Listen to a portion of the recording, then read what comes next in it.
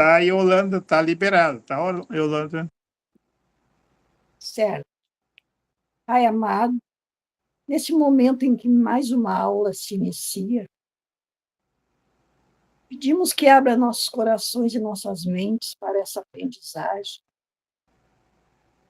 para que possamos, entendendo um pouco mais sobre tudo aquilo que nos levou até essa doutrina maravilhosa,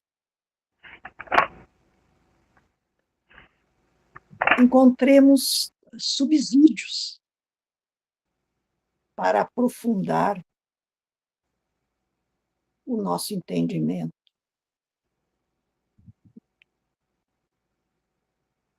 Pedimos que clareie os nossos caminhos, nos dando proteção e força para continuar o nosso caminho,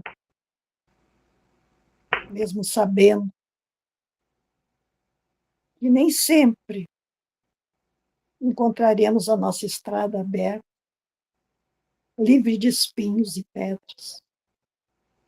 Mas sabemos também que mesmo quando isso acontecer, podemos contar contigo, Pai, com Jesus, com nossa mãe e com esse mundo espiritual de luz que tanto nos tem auxiliado. Obrigado. E damos por aberto a nossa aula de hoje. E que assim seja. Sim, seja. Liberado, Fabiano. Tá bom, obrigado. Antes de eu iniciar aqui, colocar a tela, que já tinha aberto, eu vou dar uma dica para vocês agora, todos que vocês estão me vendo, tá? Então, vocês vão fazer um passo a passo comigo, para vocês terem uma visualização melhor dos colegas de vocês. Vocês vão fazer assim, ó. Eu vou agora mostrar a própria tela do computador aí para vocês. Aí está vocês, né? Vocês vão fazer o seguinte, ó, pessoal. Aqui embaixo, onde tem 3 pontinhos, ó, tá vendo? Nos aplicativos de vocês e do seu Homero, da Dona Luzia, principalmente, vocês vão clicar. Aqui, ó, é para ligar o som. Aqui tem todos os comandos, né? Então, vocês vão clicar nesses 3 pontinhos e vai aparecer lá no alto, mosaico, tá? Vocês todos podem fazer isso. Aí vocês vão clicar no mosaico e ele vai aparecer a forma como ele vai ser transmitido para vocês. Então, 3 pessoas, 2 pessoas ou mosaico inteiro. Mosaico inteiro é uma grade aqui, ó, tá? Quer dizer que ele vai mostrar todo mundo que está na tela, para vocês verem. Se vocês clicarem de baixo, vai aparecer só as pessoas no cantinho. Se vocês botar destaque, vai aparecer só uma pessoa que falar. Somente a pessoa que estiver falando, ela aparece, as outras somem. Se tu clicar em mosaico, aparece todo mundo, independente de estar falando ou não, tá? Então, coloquem em mosaico. Aqui embaixo, ó, vocês estão vendo esse risco aqui? Isso aqui é para aumentar o nível de pessoas. Ó, eu vou aumentar até 49 pessoas. Eu quero que eu possa ver 49 pessoas. Ou quero ver só 9, quero ver 16, 30, 42, 49. Eu vou botar em 49, daí eu posso ver todo mundo. Entendeu? Mas isso é só em computador, né, Fabiano? O pessoal tá estranhando, o celular não dá. No telefone não dá. Não dá com para o botar em telefone. mosaico? Não? Não tá. Não, celular não dá, é só em computador. Deixa eu ver aqui, peraí. Eu acho que sim, tá? Atividades.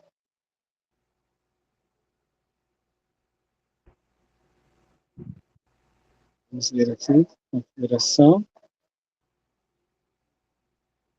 Mas no celular, mesmo que seja, é tão pequenininho que... Entendi. Bom, então tá. No celular não aparece, Fabiana. Então tá, achei que poderia auxiliar, então só o seu Homero ali que está ali, que daí ele pode visualizar melhor, tá, seu Homero? Aí o senhor pode visualizar melhor. Eu estou vendo todo mundo aqui na minha frente. Eu também Sim. estou vendo todo mundo. No computador, né?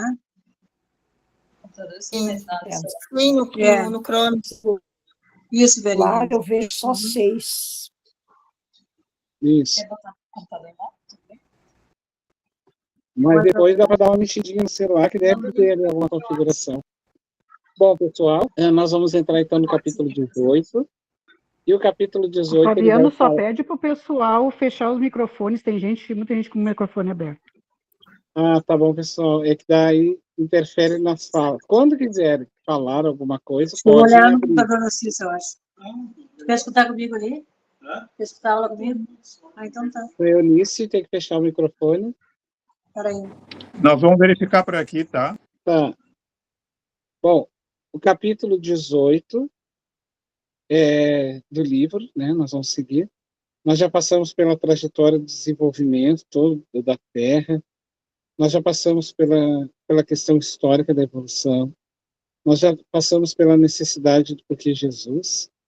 E agora passamos já pelos cristãos, pelo movimento cristão do século I. E agora estamos entrando, então, no momento em que passamos nas últimas aulas a questão do cristianismo como religião oficial do Estado romano. E aí nós vamos entrar agora na constituição do cristianismo primeiro. E após isso, surge então o movimento da Igreja, a Igreja Católica, né, Apostólica Romana, que é a que leva a cátedra, então, do Evangelho. Só que a gente sabe, como qualquer outra religião, que o problema não é a religião, o problema somos nós, as pessoas. E nós levamos os nossos vícios, os nossos problemas pessoais para dentro da fé, né? Então, isso não foi diferente com a Igreja Católica. Então, o nosso capítulo de hoje ele vai tratar disso, dos abusos do poder religioso da época. Aí eu passo para o seu Homero vai convidando as pessoas para lerem. E a gente vai imediato. Rita, tu quer ler um pouquinho? Posso ler, sem problemas. A Yolanda, só um pouquinho, a Yolanda quer fazer uma pergunta. Quer falar, Yolanda? Acho que não. Yolanda? Não, ela deve ter aberto Tá. todo lugar. Tá liberado, Rita. Certo. Capítulo 18. Os abusos do poder religioso. 18.1. Fase da Igreja Católica. Apesar dos numerosos desvios da Igreja Romana, que esqueceram os princípios cristãos tão logo que chamada aos gabinetes da política do mundo, nunca o catolicismo foi de todo abandonado pelas potências do bem. No mundo espiritual, advertências inúmeras lhe foram enviadas em todos os tempos da sua vida histórica, pela misericórdia de Cristo, conduído da impiedade de quantos, sob o seu nome, manchavam o altar dos templos. Enquanto esteve subordinado aos imperadores de Constantinopla, a instituição católica trabalhou para libertar-se de semelhante tutela, procurando a mais ampla independência espiritual, somente conseguida depois do Papa Estevão II, em 756, com a organização do chamado Patrimônio de São Pedro. A este tempo, os vários soberanos da época dispunham da Igreja de acordo com seus capítulos pessoais, conferindo dignidades eclesiásticas às consciências mais apodrecidas. A sede do catolicismo se transformara em vasto mercado de títulos nobiliárquicos de toda a espécie, até depois do século X. Semelhante situação de descalabro moral marchava para a frente, num crescendo espantoso. Os apóstolos do Divino Mestre, nas claridades do infinito, deploram semelhantes espetáculos de indigência espiritual e promovem a reencarnação de numerosos auxiliares da tarefa remissor nas hostes da regra São Bento. Estes missionários de verdade e do bem operam a restauração do mosteiro de Cluny, de onde de onde sairiam pensamentos novos e energias regeneradoras.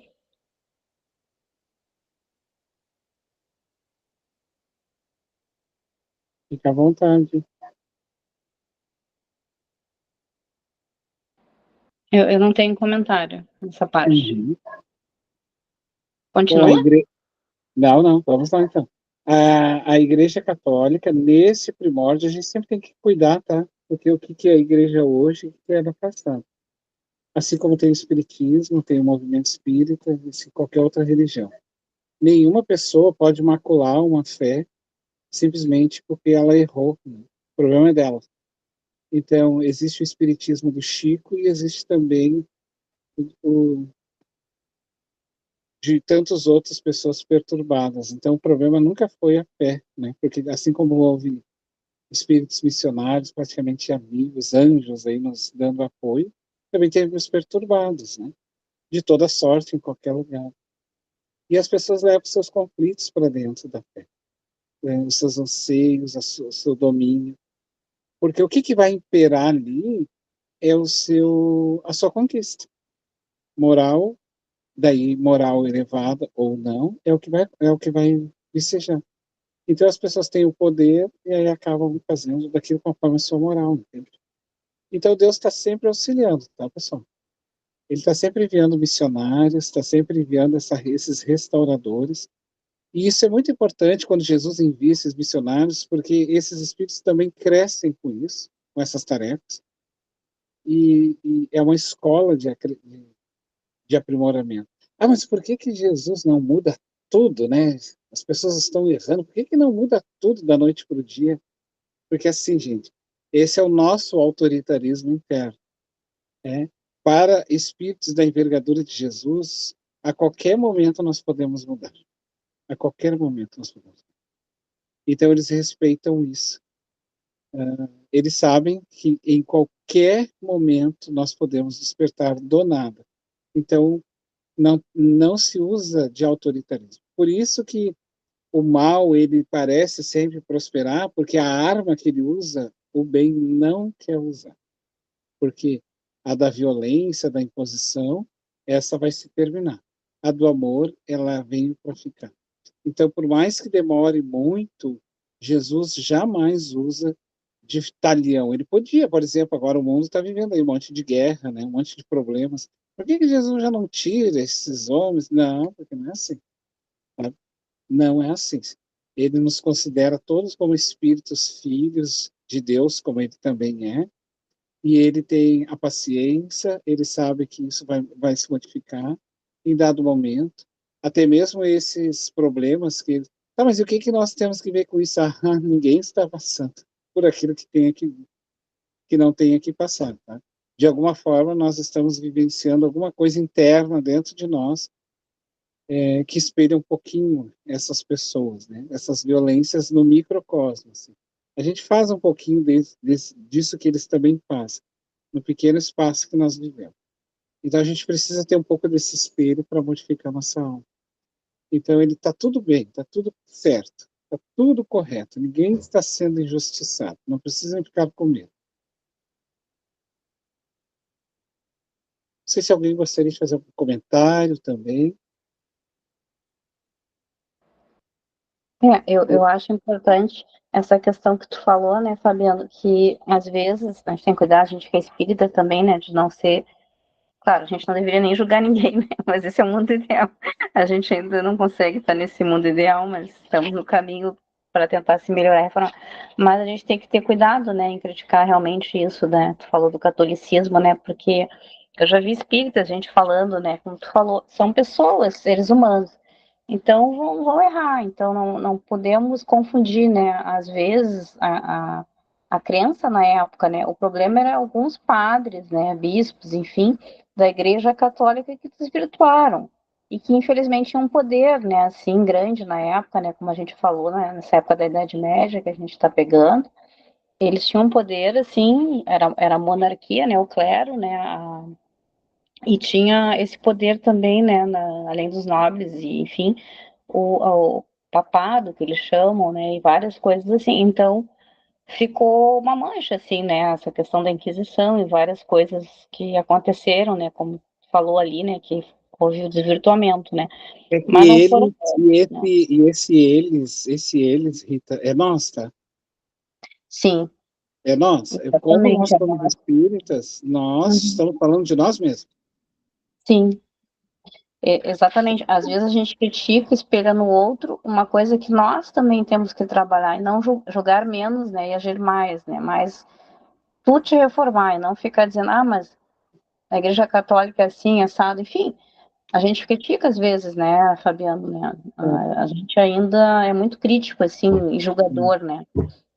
E isso é um problema porque, exatamente, como tu falou, nós também, né? Também tem, espíritas também têm defeitos e qualidades, como todos os seres humanos, né? E estamos na E não estrada. é assim, ó, não, agora eu estou sendo tolerante com os erros dos outros. Não, não é isso, sabe? É que Sim, a gente tem que ter sempre só um cuidado para não botar todo mundo num liquidificador, porque vale a pena dizer, tá, pessoal?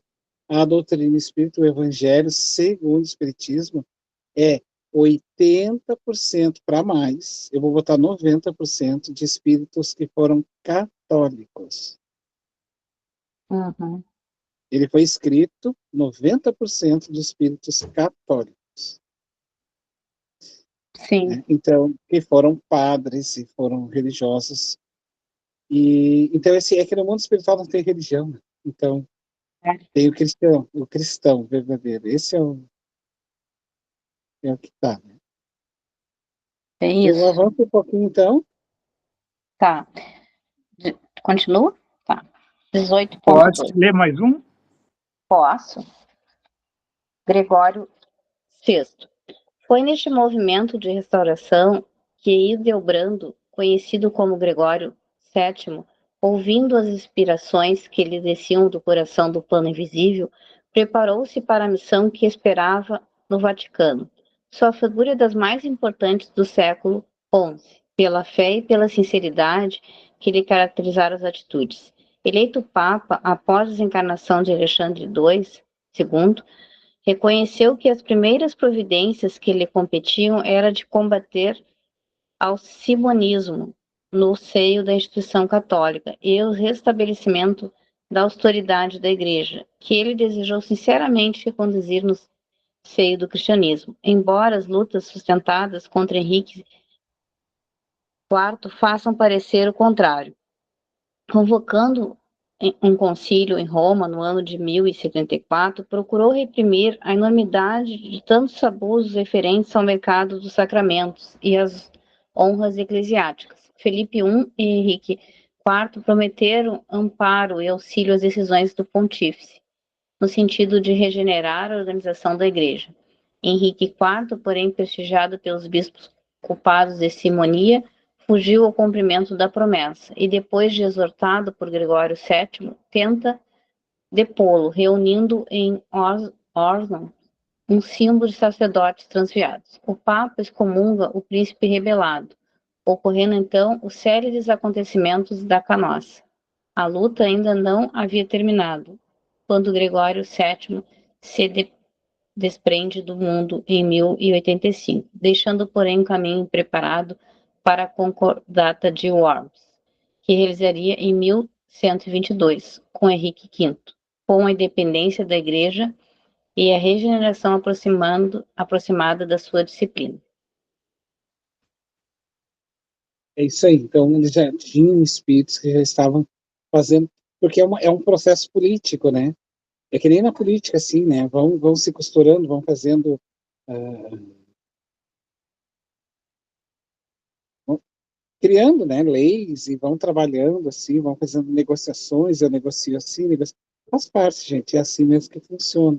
Vai cede aqui, ganha ali, coisa e tal. Isso faz parte dentro desse mundo político, né? Entendendo sempre que político não é de políticos. É política, nós estamos fazendo a política, aqui nós defendemos a doutrina espírita, é a nossa política. Então, e assim foram indo todos esses espíritos também. Só que nós temos que entender que Jesus Cristo é o grande observador disso tudo, porque é uma grande escola de doutores porque ali eles não estão escrevendo teses e dissertações de mestrados e teses de doutorados. Eles estão vivendo essas teses e defendendo aquelas verdades, entende? Então, esses espíritos aqui estão também crescendo com isso, tá? Como é que eles lidam com essas tramas, né, da mente humana, esses meandros, esses arrastões, por exemplo, do ego, do orgulho. Então, esses espíritos pedem para descer no mundo, exatamente para fazer esse melhoramento e ali também se aprimorar, né? E outros vêm, outros vão falindo, em cima da falha de um, outros crescem, assim como no hospital, em cima de doentes, doutores crescem, estudantes crescem. Então, a nossa doença, o nosso problema de saúde também serve de aprendizado para os outros. As crianças que se veem, elas também estão ajudando os professores a saber mais, a dominar mais o conhecimento. Então, e assim vice-versa. As crianças também estão se beneficiando de outras pessoas que vieram na frente estudar e agora vão compartilhar. A vida é esse grande ciclo, entende? De aprendizado constante. É isso que é Jesus, gente. É isso que é Jesus, é esse jogo de crescimento.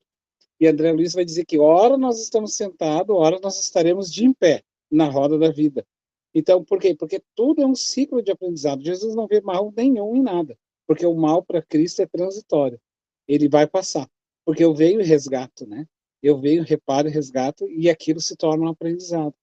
Então, essa trama, esse jogo inteiro do mundo, nós vamos indo, e isso nós vamos crescendo espiritualmente, todo mundo, né? Bem ou mal, ruim ou não, nós vamos crescendo. E vamos agregando esses meandros de informações de como lidar com essas tramas dentro da alma. E isso é o que caracteriza, mais tarde, bilhões de anos, um ser evoluído. Ele não é uma evolução simplesmente porque leu um livro e aí tem aquele conhecimento. Não, é como ele lida com essa questão. Como ele lida com toda essa problemática de conhecimento na vida. Então, o Cristo, Jesus, ele é o resumo máximo de todos esses aprendizados que nós estamos fazendo. Por isso os Espíritos vão dizer, ele é o modelo mais perfeito que Deus nos deu. Porque ele encerra em si as características que nós estamos conquistando. Então, essas tramas que a gente vive no dia a dia, de família, trabalho e coisa, tudo é aprendizado. Tudo é agregação de conhecimento e aprendizado. Uma hora nós vamos estar na lida da voz de comando, outra hora nós vamos ser o comandante. Porque tem que haver essas trocas de posições. Sim? Seguimos? Ou alguém gostaria de fazer mais comentários? Fiquem à vontade. Como é que era passado? Assim, hoje em dia a gente tem a escolha do Papa, né? Antigamente era a mesma coisa que hoje, nos dias de hoje. Podia falar a respeito um pouquinho como era feito? Não, hoje é diferente. No passado era diferente e hoje, assim, após vários concílios, porque daí se constituiu como política e inclusive como Estado, porque se nós pegarmos, por exemplo, Roma, hoje lá é um Estado romano, tem banco, tem prefeito, tem tudo, né? É como se fosse uma capital, assim como Porto Alegre. É administrada pela igreja. Agora, na época, lá não, isso é fruto, hoje é fruto de muitas lutas, assim, de conquistas.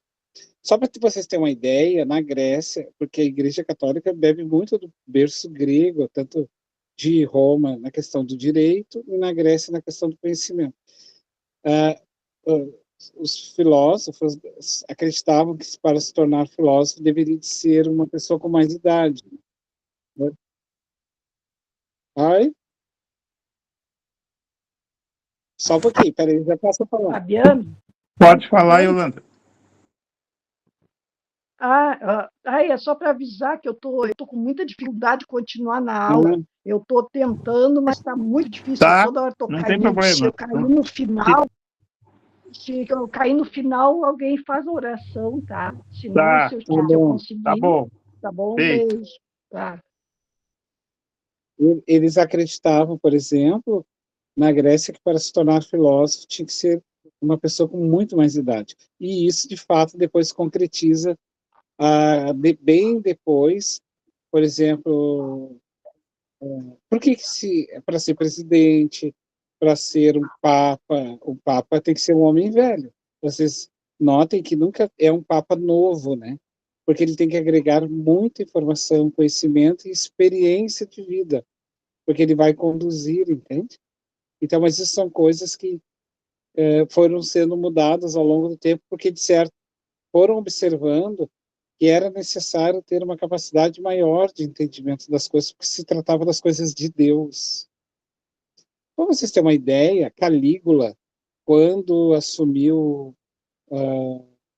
quando se tornou imperador, ele fez horrores. Tanto é que isso fica na questão do direito romano, ele fica como um elemento a nunca ser, a um tipo de império que nunca a humanidade deve ter.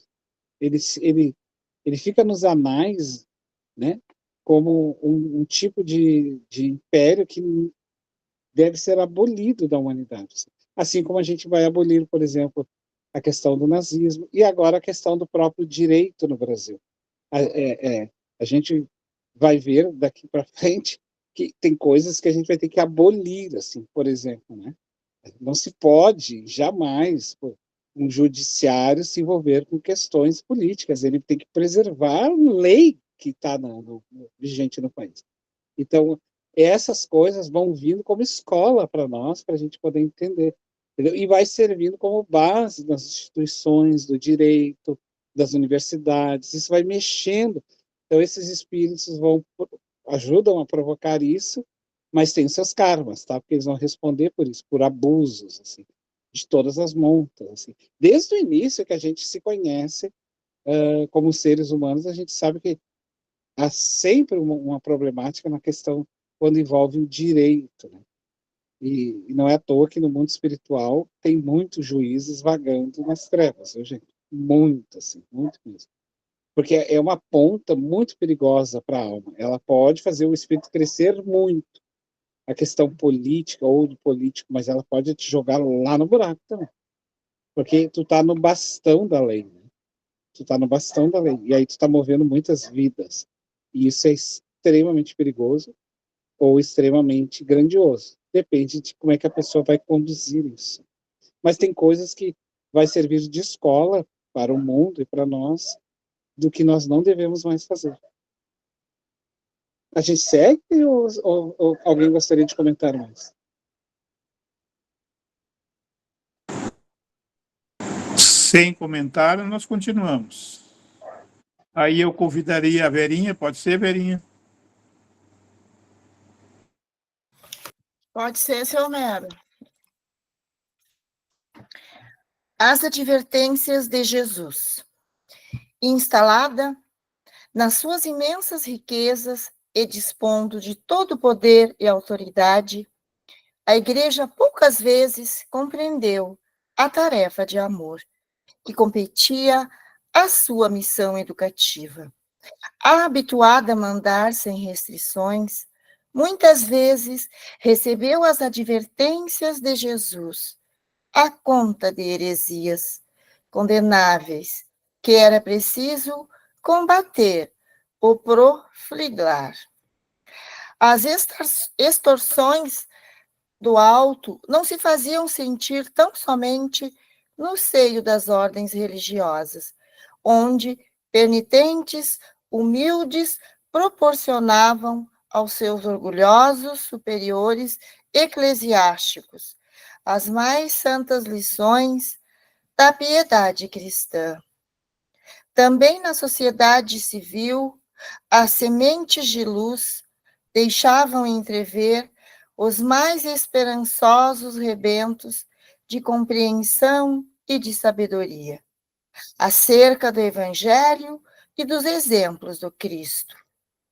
Neste caso, está Pedro de Vaux, que, embora sendo um homem de negócios em Lyon, desligou-se de todos os laços que o prendiam às riquezas humanas, despojando-se de todos os bens em favor dos pobres e necessitados. Comovido com a leitura de exemplificação de Jesus, o seu evangelho de amor e redenção. Esse homem extraordinário, a quem fora cometida a missão de instrumento da vontade do Senhor, mandou traduzir os livros sagrados para leitura pública e, junto de outros companheiros que passaram a história com o nome de valdenses, iniciou amplo movimento de pregações evangélicas, à maneira dos tempos apostólicos. Os pobres de Lyon foram excomungados, primeiramente pelo arcebispo da cidade, e mais tarde, em 1185, pelo pontífice do Vaticano. A Igreja não poderia tolerar outra doutrina que não a sua, feita de orgulho e mal disfarçada ambição. Qualquer lembrança verdadeira e sincera do seu divino fundador era tomada como heresia abominável e suscetível das mais severas punições. A verdade, porém, é que, se os valdenses foram caluniados pelas forças católicas, suas pregações e apelos nunca mais desapareceram do mundo desde o século XI, porque, com vários nomes, as suas organizações subsistiram na Europa até a Reforma. Não obstante os guantes de ferro da Inquisição. Então, vários espíritos são convidados, né, a dar testemunho, trabalhar. A gente nunca pode desistir, viu, pessoal, do lugar onde a gente se encontra, trabalhar pelo melhor ali. Ah, mas eu não estou... Isso é sempre nós estamos fazendo para nós mesmos, para o nosso crescimento. Nunca fugir, assim, ir até o fim, acreditar, né? Como vem vindo vários espíritos, assim, porque aquilo está atacando espíritos que entraram na Igreja Católica, trevas que reencarnam e tomam. Vale lembrar, né? Vou falar de novo. Quando a gente fala, por exemplo, na biologia sobre parasita, ele nunca mata o seu hospedeiro. Ele usa o seu hospedeiro, ele não destrói, né, o ser humano, ele usa o ser humano ou o seu hospedeiro, pode ser um bicho, pode ser uma bactéria, uma formiga, uma abelha, seja qual for, para propagar a sua peste. Então, o parasita das trevas, que são espíritos ainda nessa condição, que querem ficar nessa condição de vampiros trevosos, eles não destroem a igreja, eles não querem destruir o espiritismo, porque eles sabem que não tem como destruir. Eles, então, podem usar uma artimanha, retirar a abelha-mãe para acabar com a colmeia. Como é que quem é a abelha-mãe, por exemplo, das religiões? Senão Jesus, né? As religiões católicas ou espíritas. Então, no espiritismo é a mesma coisa. Se tira-se Jesus, acaba com a doutrina. Acaba no sentido real do espiritismo.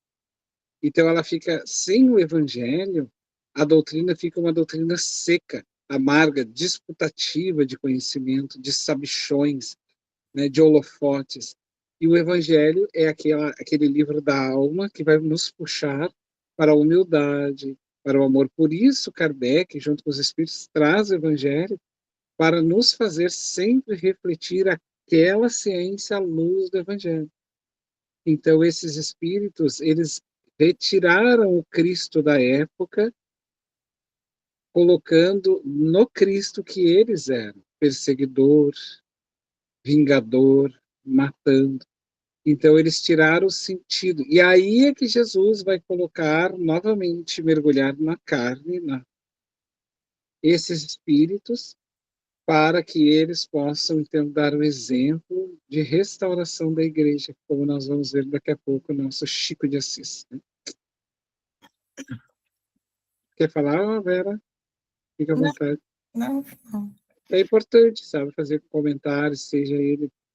Às vezes a gente acha que é tão pequeno, não, mas ele é gigante, assim, ele modifica qualquer palavra, qualquer questão que a gente passou na nossa cabeça, sabe, o pensamento, isso é tão importante nesses depoimentos. O Leandro quer falar? Pode falar. Não, só rapidinho, uma recomendação que eu postei até ali no chat aqui do grupo. Para quem perguntou como é feito a eleição de um Papa, né? Tem um filme que mostra todo o processo de como é feito e escolhido o Papa, né? Até ele mostra como foi eleito o Papa João Paulo II.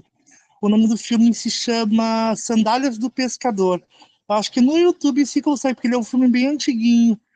E aí ele mostra todo o conflito de guerras da Europa, lá com a Polônia, a Alemanha ali. E aí, como foi escolhido daí o Papa da época, né? Todo o processo, né? Como é feito o velório, o enterro de um Papa, e depois como é todo o processo ali do concílio ali para a eleição do novo Papa. Recomendo, é bem interessante.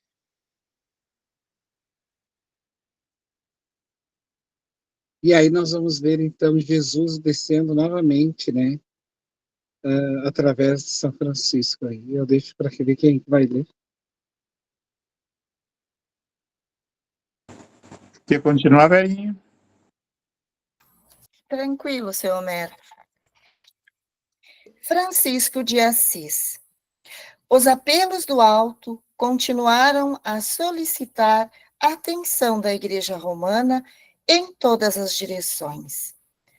As chamadas heresias brotavam por toda parte onde houvesse consciências livres e corações sinceros. Mas as autoridades do catolicismo nunca se mostraram dispostas a receber semelhantes exortações. Havia terminado, em 1229, a guerra contra os hereges, cujos embates atravessaram o espaço de 20 anos, quando alguns chefes da igreja consideraram a oportunidade da fundação do Tribunal da Penitência, cujos projetos de há muito preocupavam o pensamento do Vaticano. Só uma questão, velhinha. Aqui, tá? Tem um filme chamado, já que o Leandro citou, As Bruxas de Salem. Né? É o nome desse filme. É um filme baseado em fatos reais. Então, era assim, qualquer fenômeno, qualquer algo estranho, diferente, se achava que estava em heresia ou eram bruxas, né? Alguma questão desse tipo.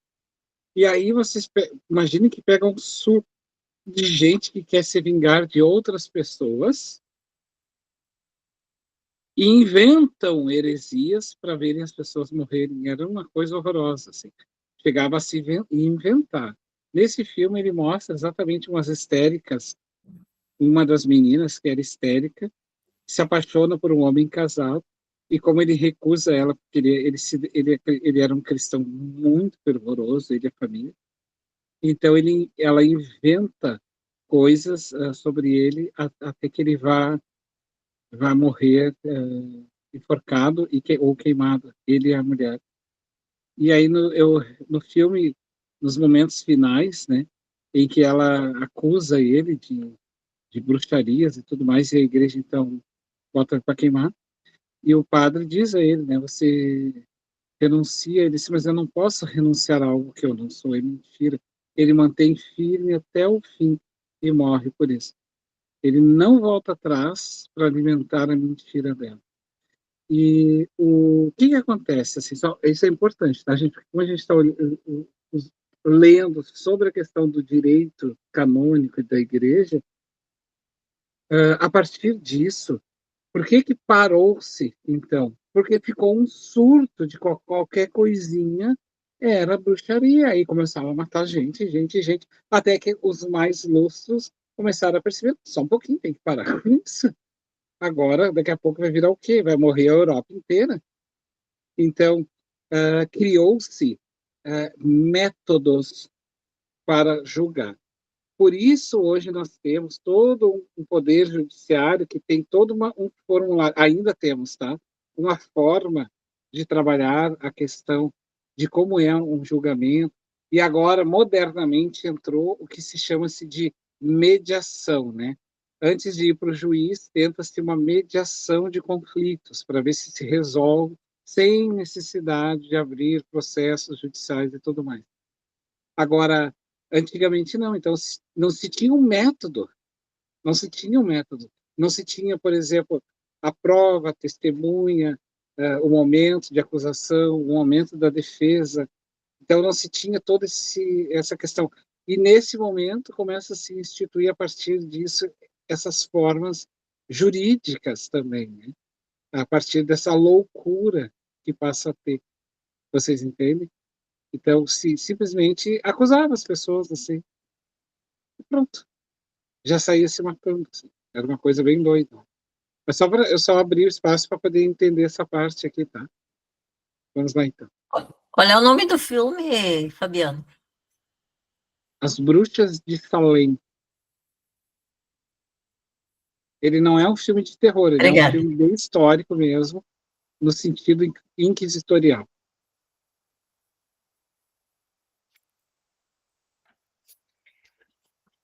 Mascarar-se-ia o cometimento com o pretexto da necessidade de unificação religiosa. Mas a realidade é que a instituição desejava dilatar o seu vasto domínio sobre as consciências. Todavia, se a Inquisição preocupou longamente as autoridades da Igreja antes da sua fundação, o negro projeto preocupava igualmente o espaço onde se aprestaram providências e medidas de renovação educativa. Por isso, um dos maiores apóstolos de Jesus desceu à carne com o nome de Francisco de Assis.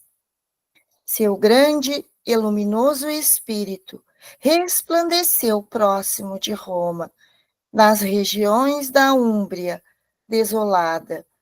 Sua atividade reformista verificou-se sem os atritos próprios da palavra, porque o seu sacerdócio foi o exemplo na nobreza e na mais absoluta humildade. A Igreja, todavia, não entendeu que a lição lhe dizia respeito e, ainda uma vez, não aceitou as dádivas de Jesus. Só para a gente poder entender por que Francisco, porque João, o evangelista, volta, né? Porque, na verdade, Francisco é João, o apóstolo João, retornando. Então, após ele, porque João Evangelista foi o único e o último apóstolo a ser morto. Ele foi o único que não foi morto, João, e foi o último apóstolo a sair da terra. Todos foram mortos, decapitados, crucificados, arrastados, né? Por cavalos, outros cabeça cortada, outros crucificados como Pedro, mas João foi sentenciado a morrer na ilha de Patmos, junto com outros presos condenados a trabalhos para o resto da vida até a morte. Como João já era um homem velho, idoso, ele morre com 100 anos. Ele, então, fica preso naquela ilha. E aí João, então, ele escreve ali naquela ilha o monumental Apocalipse, né? E aí, então, ele deixa a terra e mais tarde, nas alturas celestiais, Jesus diz a ele, João, convém que tu retornes. E ele, então, retorna e vai nascer na Itália, na Úmbria. O mentor da Itália recebe João, aliás, todos os mentores de todos os países do mundo vão à Itália para receber o espírito missionário. Nós não temos a dimensão do que é João, do que é Francisco de Assis. São Francisco. São Francisco, depois do Cristo, foi o maior espírito que a Terra já teve. Porque tamanho era o seu grande amor, o seu legado. São Francisco de Assis, reencarnado, João, ele não acreditava na miséria, tá, gente? E nem defendia a miséria. Ele apenas queria ser o contrassenso ou balancear aquilo que a igreja estava ocorrendo, que era o abuso de poder e o luxo. Enquanto as pessoas morriam de fome, de miséria, de peste, a igreja e o poder, né, do império na época, ele então pega de um saco de batatas, né? Ele é filho de rico, ele se converte, ele desperta, porque o Cristo desperta ele, e ele então toma de um saco de batatas. O pai dele diz, né? Os Bernardões, ele diz a ele, se não queres mais viver, que não leve nem mesmo as minhas roupas. Então ele, na frente do pai, se despe todo e sai nu, caminhando, e toma um saco de batata, pega de uma corda, corta os braços, enfia os seus braços e amarra, como um chamado à humildade e à simplicidade. Ele não defende a miséria. Tanto é que ele trabalha, ele vai fundar, então, a Ordem dos Franciscanos, que vai descer à Terra mais de 300 espíritos missionários de alta envergadura espiritual, como Frei Leão, como Santo Antônio, e tantos outros que vão descer missionários para compor aquele grande banquete espiritual. Na obra Francisco de Assis, na visão espírita, do Espírito Miramês, psicografado pelo João Nunes Maia, se vocês quiserem ficar em estado de alfa, vocês leem esse livro, porque ele é inigualável. Tu chora muito, tu te emociona muito, tamanho é a beleza da obra, assim. E ali também ele descreve que quando ele chega na Itália em espírito, ele ilumina todo o ambiente, que todos viram o rosto para o lado, porque ele ofusca a todo mundo com o seu brilho de luz. E aí então ele se diminui um pouco e apaga para poder se fazer, e deixa uma mensagem. Quando ele vai reencarnar, antes de reencarnar, ele visita os estábulos do pai, porque o pai tinha escravos ainda, e uma escrava chamada Jarla via ele, né, perambulando pela fazenda enquanto espírito, e ele conversava com ela. E ela dizia para sua ama, na época, que um anjo caminhava pela fazenda. Até que um dia, e a mãe, sabedora disso, estava grávida dele, e então Francisco diz para Jarla, né, a escrava, pede a ela que diga à sua mãe que ele quer nascer assim, igual a Jesus, numa manjedoura dentro da cocheira dos animais. E ela faz isso. Por isso São Francisco é que cria o presépio. O presépio é uma invenção de São Francisco em homenagem a Jesus, porque ele mesmo também nasceu assim. Então, a missão de São Francisco era restituir a moral da igreja de novo, né? Restituir a simplicidade, a amorosidade.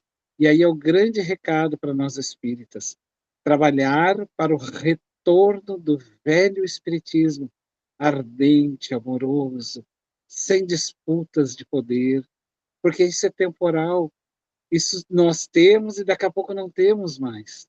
O único poder que nós realmente estamos revestidos é o da moral, da bondade, do aconchego, da palavra amiga, né, de sermos irmãos, de nos tolerarmos um pouco mais, de fazermos as correções, mas de forma fraterna, e, nos dando as mãos, né, e simplesmente ter a casa espírita como um lugar de simplicidade, né? O Evangelho de Jesus, novamente, precisa voltar para a simplicidade.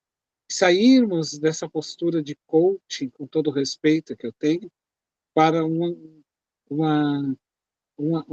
a palavra mais fraterna da manjedoura, do trabalho, da resignação, de não desistirmos da luta, seja qual for, e da fé que dá essa resignação. Esse é São Francisco que nos convida. E ele está voltando. Divaldo falou que São Francisco de Assis reencarna até o ano de 2030 novamente no planeta Terra, para encerrar um ciclo dessa transição planetária com outros espíritos que também estão voltando.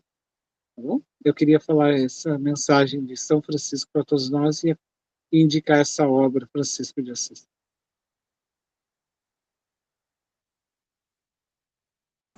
Fabiano, Alguém mais quer falar? eu li num livro que uma das encarnações do Chico foi como João Evangelista.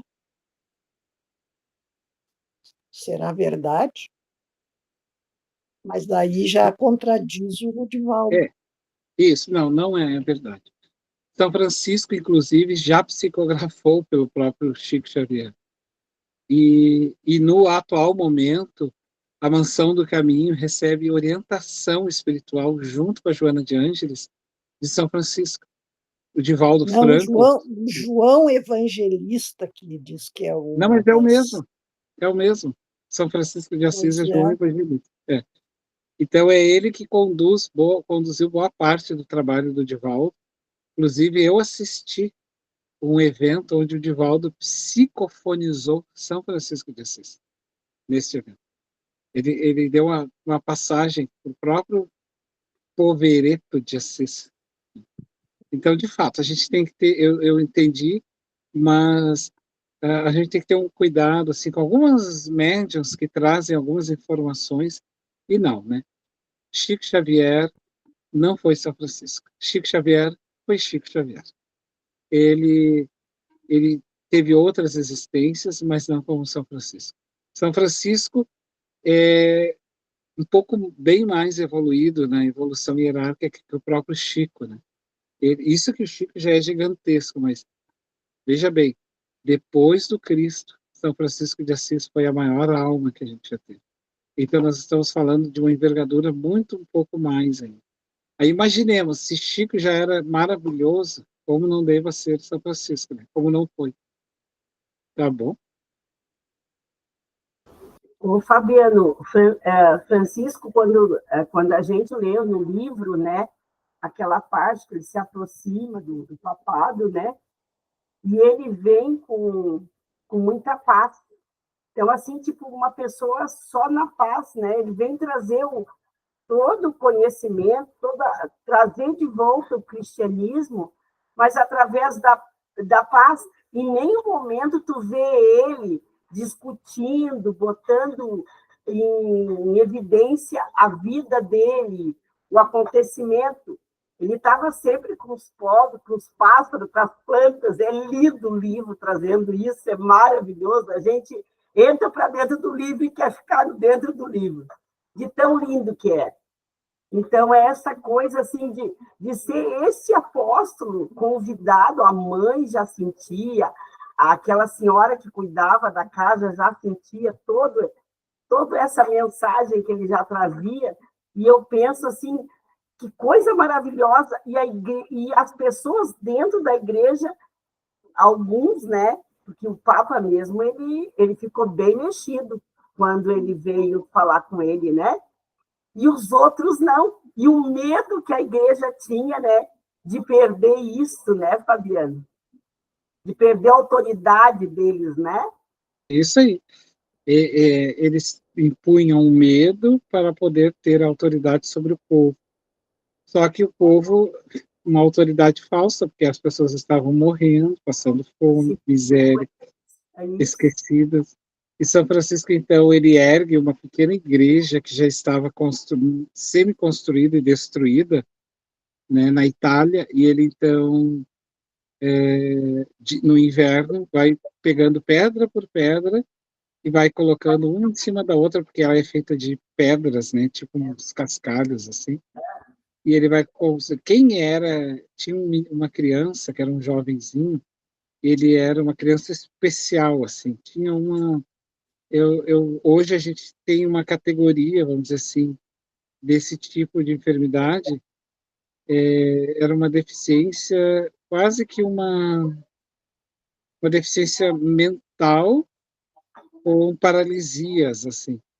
E o menino, então, Francisco, era abandonado pela família, e São Francisco coloca ele num cantinho, enroladinho num cobertor. E aí, à medida que São Francisco ia colocando o tijolo, olhava para ele e ele dizia: tá certo, mais para a direita, mais para a esquerda, tá torto. Ele era a régua de São Francisco. Ele tinha uma visão, né? De longe, estava observando as pedrinhas sendo colocadas uma a uma. E nada, tudo tirado, né, das coisas, do normal, nada pedido, nada comprado com dinheiro, né? Inclusive o pão, a alimentação, era tudo, né, tudo dado, né? E eles repartiam um pão, Fabiano. Às vezes a gente é tão orgulhoso, né, Fabiano? A gente diz, vocês não fazem parte. Mas eu digo assim, que às vezes a gente é tão mesquinho, né, com as coisas, e ele repartia aquele pão. Não, mas nós ganhamos 2, vamos comer um e vamos repartir o outro com os outros que têm fome. A grande são momentos assim que se trata de almas que têm um alcance espiritual. Ele está bem no período de muita perseguição, de inquisições, assim, né? De fortes... É uma escuridão, o período medieval é uma escuridão que dura 1000 anos, assim. E ele está lá, é um anjo peregrinando entre todo mundo. Mas por onde ele vai comovendo, né, todos. Certo dia, ele estava caminhando e encontrou uma menina que havia sido violentada. E ele ouviu os gritos dela, chegou perto dela e disse: minha filha, o que você está fazendo aqui? Aí ela acusa, disse que homens haviam roubado ela. Só que ela era filha de um homem de muitas posses. Esse homem, então, ela toma a menina no colo e diz: você me diz onde você mora e eu levo você. Ele então levou ela até a casa. Chegando na casa desse homem com muitas posses, a menina diz que ele havia encontrado ela, que tinha ajudado ela, porque ela tinha sido raptada por tais e tais pessoas, assim. Esse homem, então, recebe São Francisco na casa e diz a ele: vou lhe dar um saco de moedas de ouro, porque era a recompensa que eu estava dando para quem encontrasse a minha filha, e você encontrou. E aí São Francisco diz que não ia pegar, porque ele não fez nada do que não fosse a obrigação dele. E ele insistiu, porque ele disse que não poderia recusar aquela oferta dele, porque ele era um homem, né, de honras e poder. E São Francisco, então, pega as moedas e disse: se isso lhe faz bem, então eu pego. Aí ele, então, saiu. Quando ele está voltando pela floresta, o que esse homem fez? Chamou os seus capangas e disse: vão atrás dele e simulem um assalto. Peguem de volta as moedas. Veja bem como é que é as coisas, né? E aí, então, ele simula um assalto e vão para pegar ele. Só que espíritos como São Francisco vibram num outro tom de faixa vibratória. Eles passaram por ele de cavalo e voltaram e não viram ele. Ele se tornou praticamente invisível. E Jesus aparece, então, para Francisco como uma forma de um mendigo e diz a ele assim: dá-me o que comer. Tenho sede e fome. Ó Francisco, o teu coração eu sei que vai jorrar isso. E aí, São Francisco não tinha, né, nada, disse assim: lhe darei umas moedas e você vai poder comprar o que quiser. E deu as moedas para o mendigo que estava na estrada e seguiu o caminho, Francisco. O mendigo, então, voltou até a casa do homem e bateu palmas e disse ao dono da casa: eu vim entregar o que lhe pertence. Aí o homem disse assim, viu o saco de moedas e entregou para ele. Porque o que realmente lhe pertence, disse ele ao homem, é o ouro do mundo, pois sua alma ainda vagueia pela escuridão. E sai e volta, e vai embora, e desaparece, porque era uma entidade espiritual que tinha passado por ali. e ajudado São Francisco, né? Então, assim, só no livro, eu estou fazendo um spoiler aqui, né? Para vocês lerem a obra. É lindo, é lindo. Outra coisa também, Fabiano, ele não foi perseguido, né? Apesar de toda esse período de trevas, São Francisco não foi. E ele se juntou a muitos, né? Sim, que é o próximo tema agora aí, nossa, os franciscanos. Os franciscanos, uma legião de espíritos de luz que fazia um trabalho maravilhoso com ele. Lindo, lindo. Foi. Quem é que vai ler, então, para nós esse? Vamos continuar. Eu vou fazer um convite para a Cleonice. A Cleonice se encontra.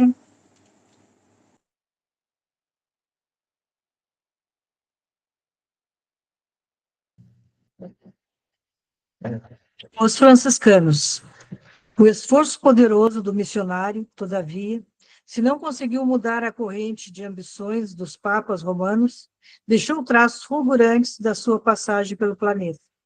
Seu exemplo de simplicidade e de amor, de singeleza e de fé, contagiou numerosas criaturas que se entregaram ao santo mister de regenerar almas para Jesus. A ordem dos franciscanos chegou a congregar mais de 200 mil missionários e seguidores do grande inspirado.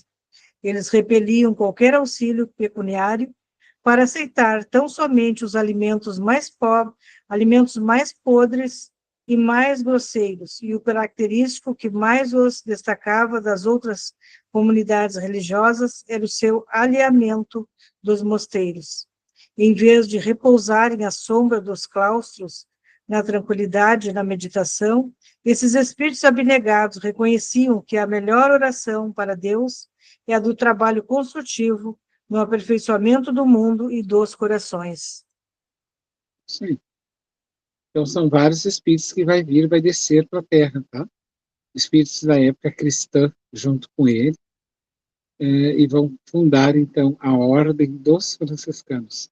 Inclusive, um desses espíritos vai ser Clara, depois Santa Clara, que é a própria Joana de Ângeles, que vai trabalhar junto com ele, né, nesse momento.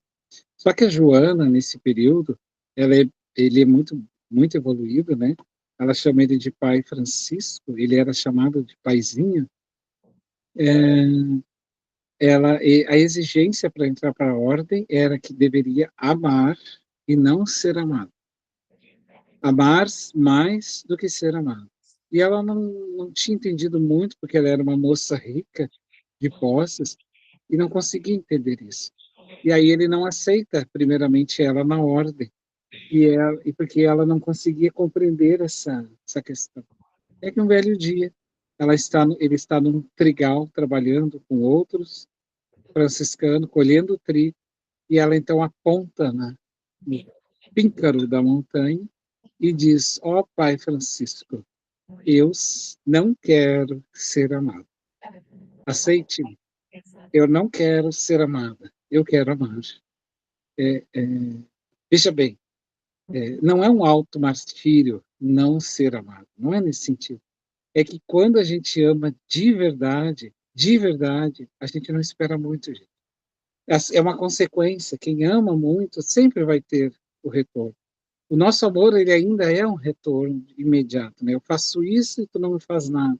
Então não é assim para esses espíritos. Daí ele corta os cabelos dela, porque é uma exigência. O cabelo é um símbolo da psicologia, da filosofia de força. Ele simboliza um enraizamento psíquico da alma que ultrapassa a questão da cabeça, simplesmente. O cabelo, gente, ele é um símbolo muito forte para todos nós. Por isso, as mulheres, principalmente, e muitos homens, mas as mulheres são mais, têm dificuldade de cortar o cabelo. Né? Não, meu cabelo, né? Porque, de fato, isso é muito forte. E tanto é que Sansão, quando corta o cabelo dele, ele perde as forças, sim, porque ele simboliza mentalmente, psiquicamente, essa questão da força. Então, quando ele corta o cabelo dela, ele está cortando o elo do mundo. A partir deste momento, cortar aquele cabelo cortava o elo do mundo. Ela não podia mais pertencer. E quando se faz este voto, ele é para sempre, né? Então, tu tem que fazer esse voto. Por isso que tem que saber se realmente tu quer. Na doutrina espírita é a mesma coisa. A partir do momento em que nós nos tornamos trabalhadores e conhecedores do espiritismo, nós estamos cortando o nosso elo com o mundo. Não é o mundo das relações, mas o mundo dos vícios. O mundo que já não nos oferece mais nada e que eu preciso lutar para vencer e auxiliar os outros. Porque agora eu preciso viver o mundo espiritual. Antes de desencarnar, eu já tenho que viver esse mundo aqui. É um desafio? É. Mas esse é digamos assim, a exigência maior. Mas nós vamos ter muito auxílio espiritual. Nós vamos ter sempre boas companhias espirituais. Nós vamos ser sempre amparados. Se por um lado a gente é cobrado, por outro também nós somos muito mais amparados pelos amigos espirituais.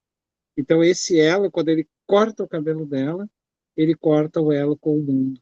E ali ela deixa de ser a menina jovem, moça do mundo, para se tornar aquela luz, porque Santa Clara carrega aquele holofote de luz na mão, né, simbolizando claridade, para iluminar como Francisco. E nunca mais, Joana de Ângeles foi a mesma pessoa.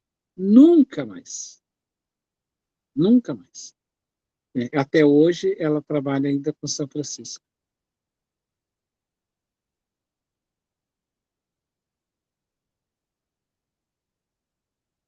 Alguém gostaria de fazer algum comentário? Eu sei que... Podemos continuar? Sim. A Inquisição.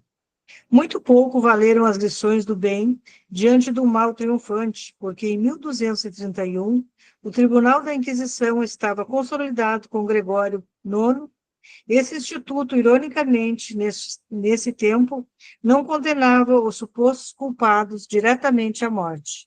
Pena benéfica e consoladora em face dos martírios infligidos aos que lhe caíssem nos calabouços, mas podia aplicar todos os suplícios inimagináveis.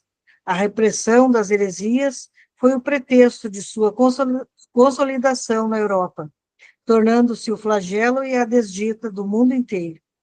Longo período de sombras invadiu os departamentos da atividade humana. A penumbra dos templos era teatro de cenas amargas e sacrílegas.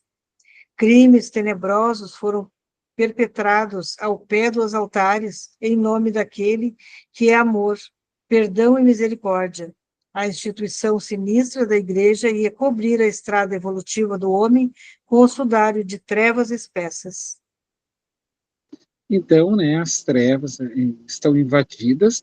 O propósito era retirar Jesus da Igreja Católica nesse período, e nesse período eles conseguem. Jesus vai enviar os seus missionários para restituir. Francisco, restitua a minha igreja. É nesse sentido. Restituir não é o templo, mas restituir o sentido cristão novamente, acordar novamente a igreja para este momento. Até a vinda, então, mais tarde, do Consolador Prometido, que é o Espiritismo, né? Então, na nossa última lâmina, quem é? Seu Homero? Oi, tu quer terminar, ou Clarice? Posso terminar? Terminar bem pouquinho. A obra do papado. Há quem tente justificar esses longos séculos de sombra pelos hábitos e concepções daquele tempo. Mas a verdade é que o progresso das criaturas poderia dispensar esse mecanismo de crimes monstruosos. Por isso, nos débitos romanos, pesam essas responsabilidades, tão tremendas quão dolorosas. A Inquisição foi obra direta do papado, e cada personalidade, como cada instituição, tem o seu processo de contas na justiça divina. Eis porque não podemos justificar a existência desse tribunal espantoso, cuja ação criminosa e perversa entravou a evolução da humanidade por mais de 6 longos séculos. Nas obras do Manuel Filomeno de Miranda, por exemplo, a gente vai ver as falas dos espíritos que perseguem, inclusive o Divaldo muito, perseguiram o Chico, perseguem todos vocês, eu, todos nós, porque muitos desses espíritos são perseguidores ainda do cristianismo, e eles continuam seguindo, se infiltrando nos lugares santos para tentar roubar Jesus desse lugar, né, colocando misturas, criando discórdias, inventando coisas em nome da doutrina, e quando não muito, esses espíritos eles vão aos poucos fazendo isso. Então, nas obras do Manuel Filomeno de Miranda, o Filomeno vai sempre mostrar ali para nós que nós devemos sempre, muitos desses espíritos perseguidores foram mortos na Inquisição, e ainda querem vingança, porque eles chamam o crucificado, este crucificado que fez isso com nós. Porque eles acusam Jesus disso, quando na verdade, o Eurípides Barçanufo, nos diálogos assim que tem, por isso eu aconselho que vocês passem os olhos por todas as obras, os livros de Manuel Filomeno de Miranda, pela mão de Divaldo Franco, médio, vocês vão ver que esses espíritos é trabalhado com muito amor, muita resignação, para que eles compreendam que o Cristo não tem nada a ver com isso. Mas aqui cá estamos nós, velhos perseguidores do passado, reencarnado agora na doutrina espírita, no cristianismo voltando através do espiritismo, para dizer a esses irmãos que muitos de nós, que talvez fomos, né, não sei, somos outros, não somos mais as mesmas pessoas. E aí devemos ter a paciência, né, de entender que as vítimas muitas vezes também foram muitas pessoas, que ainda nos livros de Filomeno relata, ainda carregam ódios por séculos, por terem sido mortos, vidas, perdido terras, porque a igreja cresce muito nisso, porque além das heresias, de matar as pessoas, ela tomava as posses dessas pessoas, retirava os seus bens e aquilo se agregava à própria igreja. Uma parte ia para esses homens da igreja, outras para o Estado romano da igreja católica. Vocês vão ver isso no livro Memórias de um Suicida, em uma das existências, por exemplo, fugiu agora o nome dele, e que ele vai narrar o que ele fez nesse período da sua existência. E ali está um pouco do retrato de todos nós, né? Nós estamos aqui agora como espíritos espíritas, como diz Bezerra de Menezes, para tentar, através do trabalho, como diz São Francisco, que a maior oração é através viva do trabalho, melhorar o nosso coração e mostrar para esses espíritos que Jesus é amor. E, ao mesmo tempo, mostrar a nós mesmos, para eles, que somos outras pessoas. Outras pessoas que queremos o melhor. Passo a palavra para vocês, seu membro.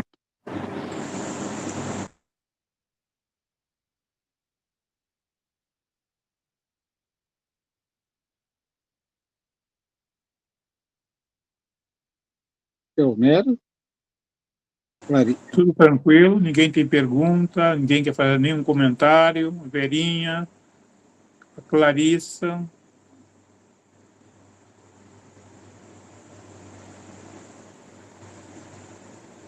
Tudo tranquilo, pessoal? Só para encerrar uma questão, às vezes ocorre, né?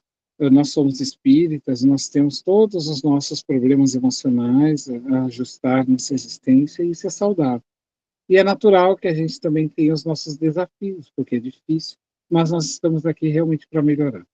E às vezes ocorre que algumas pessoas vão sempre te apontar. Ah, mas tu não era assim no passado. Ah, mas tu era isso e agora está aí dando uma de bom, como os espíritos obsessores gostam de falar nas mesas, através das comunicações. E eu nunca vou me esquecer de um facilitador que eu tive.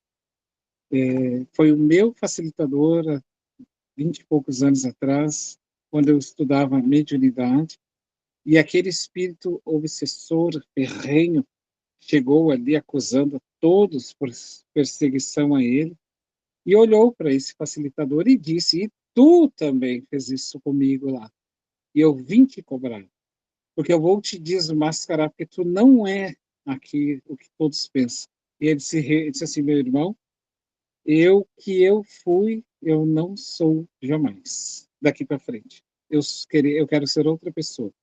Mas tu foi isso. Eu fui. Agora eu quero ser outra pessoa. Então, nos permitir que nosso passado cabe apenas a Deus.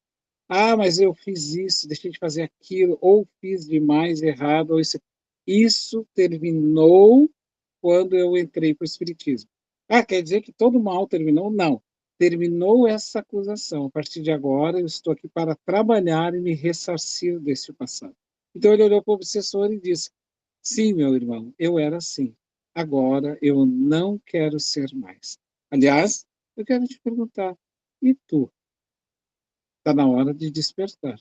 Então, a gente tem que ter esse cuidado para não ficar preso ao passado, sendo que Jesus nos convidou para reencarnar, para melhorar para o futuro. Então, o nosso passado é com Cristo. Daqui para frente é o que eu quero para mim, é o que eu desejo para mim. Se Jesus me abriu esse espaço através do trabalho para me ressarcir perante as leis, cabe a mim, apenas ele nos julgar. E o Cristo não julga. Então, que ninguém te acuse de nada. Também eu não te acuso, disse Jesus. Vá e não tornes mais errado. Então a gente segue adiante, caminhando, firmes no nosso trabalho. Porque aquilo que nós fomos, a partir de agora, não vai ser mais. Tá bom?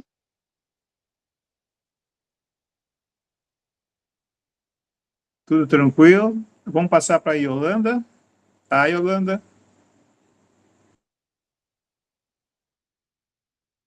Certo.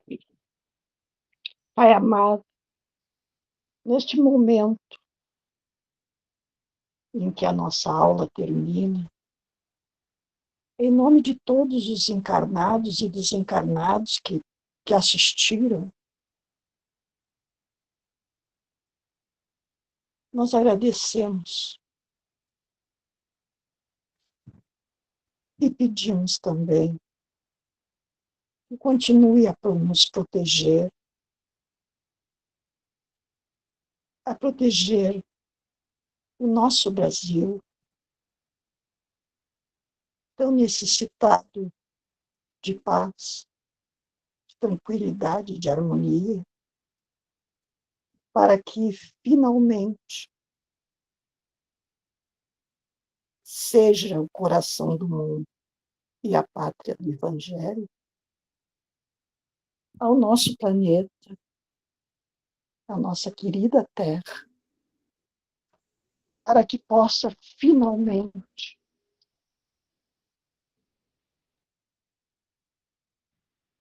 se apresentar como um mundo de regeneração,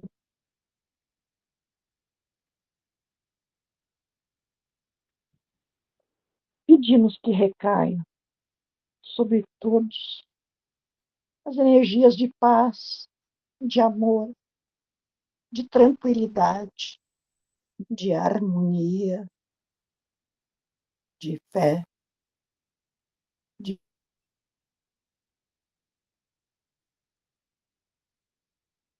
caridade, de esperança sobre todos os outros mundos, aonde exista essa natureza maravilhosa criada por ti, para que nós, espíritos, pudéssemos nos desenvolver.